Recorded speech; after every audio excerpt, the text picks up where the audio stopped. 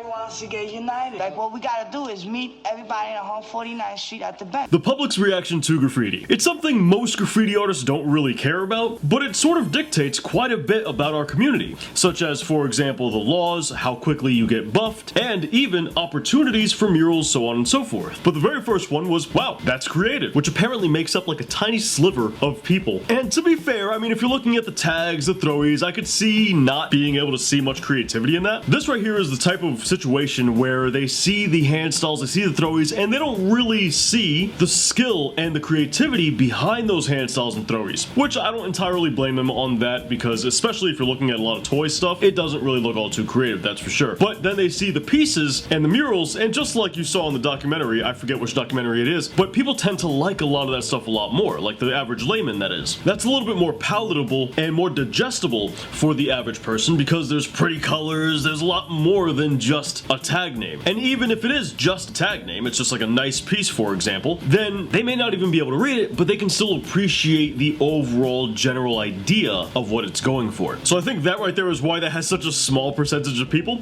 But then we get to the they should go to art college, which I personally feel is like right there with the, you know, that's creative group of people, because at least this group, the blue, still appreciates and sees some skill in the graffiti. They recognize that graffiti is an art form and that there is creativity behind it, but that creativity could be better suited for something else in their eyes. Now, what I will say is I kind of agree with this to a certain extent. Graffiti sets its bar really low as far as knowledge and skill is concerned, and as a result of that, most new graffiti artists really struggle in the beginning when they're just learning and just starting out. But when you start out in another art form, your standard is set to a normal baseline, and you're taught the fundamentals of that art form and just art in general. And as a result of that, once you learn those fundamentals, you end up realizing how easy graffiti's basics are, and you'll also realize that you far surpassed that a long time ago, even as an amateur in this other art form. Just for perspective, I've taught professional concept artists, I've taught professional fine artists, professional artists in various different disciplines. Every single one of them has learned and mastered graffiti under a week's time. No exaggeration, they became better at hand styles, throwies, and pieces than most graffiti artists out there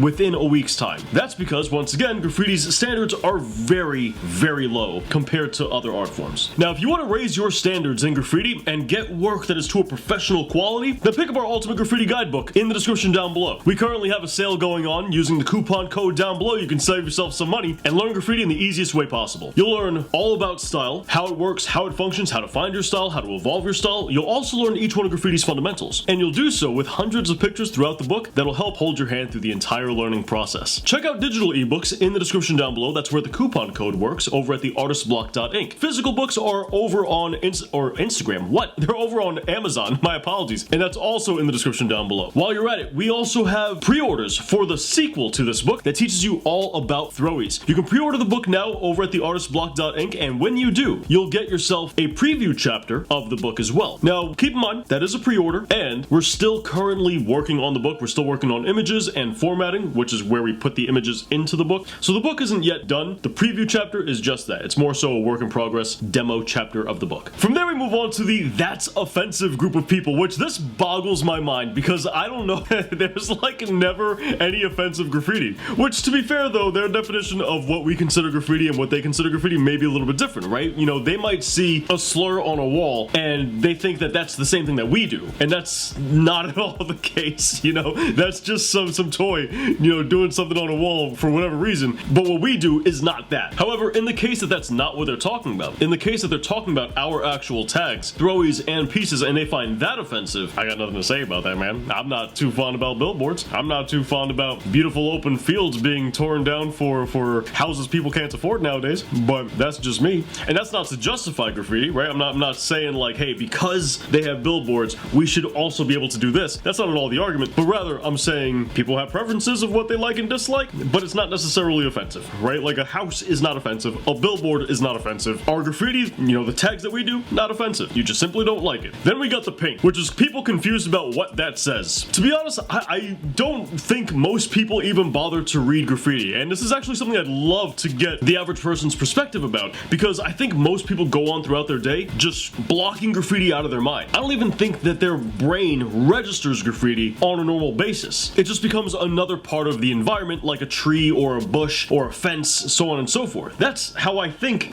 they perceive it. For the ones that do take notice of graffiti, some of those people are actually curious as to what that might say, but they can't read it. Understandably, because if you're looking at a toys tag, then it can be pretty difficult to read as they add a bunch of style to their work. If you're looking at a really advanced graffiti artist's work, you're not going to have much luck there either, because once again, they're going to be adding a lot of style to their work, making it more difficult to read. And that's regardless of whether you're looking at a hand style throwy or a piece. Unless somebody's doing like a big roller or a straight letter or something along the simpler lines, then you really don't have any hope of reading it if you don't have previous experience in graffiti. So that's understandable. And then we have this massive red section, which I think we all kind of take a little bit of pride in, which is how the hell did they get that tag up there? If you've ever done a heaven spot, like that's the whole reason you do the heaven spot, you know? You do the heaven spot for that question specifically. And the better your heaven spot, the more likely that question becomes. Oftentimes, it's really just a matter of climbing. You've got some people who will go ahead and grab a ladder. You've got other crazy people that would go ahead and rappel. The lengths people go to put their name up is oftentimes extreme. But when that question gets asked, it definitely feels worth it. This was a fun little interesting video, man. I didn't expect to be doing this week, to be honest. I personally never really thought about how people outside of our community look at graffiti. I mean, I've been in the graffiti community since I was in elementary school, so, you know, that's kind of my whole life. But dudes, let me know what you think in the comments down below. Sound off down there. And while you're at it, check out our Ultimate Graffiti Guidebook in the description down below. It's the best book to learn how to do graffiti. While you're at it, check out our pre-order for the sequel, our Ultimate Graffiti Guidebook to Throwies. The pre-order comes with a free chapter preview for the book. So if you want to go ahead and check that out, once again, link in the description. We're still working on the book, still finalizing stuff, so pictures aren't yet complete yet. My apologies about that, but the book is coming along nicely. Want the best graffiti tutorials anywhere online? Check them out right up here with more graffiti content right down here. And I'll catch you guys back here next week. Thanks for watching.